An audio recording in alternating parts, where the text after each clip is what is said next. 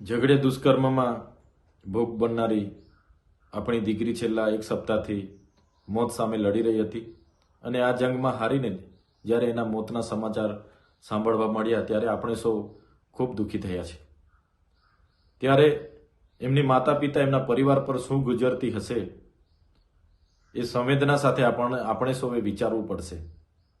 આજે છેલ્લા 10 વર્ષમાં ગુજરાતમાં આવા કેસોની સંખ્યામાં 400 ગણો વધારો થયો છે અને આવા નરાધમોને ફાંસી આપવા કે આ પરિવારને ન્યાય અપાવવા માટે પણ ઘણો વિલંબ થાય છે।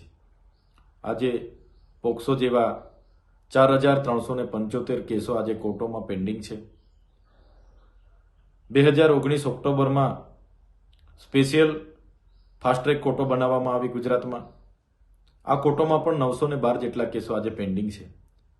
ત્યારે આવા કૃત્ય કરનાર રાક્ષસી નરાધમોને તાત્કાલિક ધોરણે કડક સજા થાય, એમને ફાંસીની સજા થાય એ માટે આવનારા ભવિષ્યમાં સરકાર કડક કાયદા બનાવે એવી અમે માંગ કરીએ છીએ।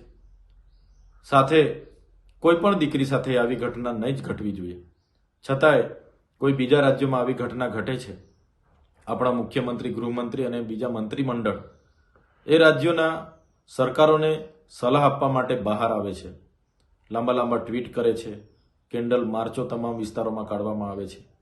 ઝઘડેની ઘટનામાં આટલા દિવસો સુધી સ્થાનિક નેતા હોય કે ગુજરાત સરકારના ગૃહમંત્રી, મુખ્યમંત્રી જે મૌન સેવ્યું છે એ મૌન આવા કૃત્ય કરનાર લોકોને હિંમત આપતું હોય છે। એટલા માટે આવનારા ભવિષ્યમાં કડકમાં કડક કાયદા થાય અને આવા કૃત્ય કરનાર વ્યક્તિને જાહેરમાં ફાંસી મળે એવી અમે માંગ કરીએ છીએ।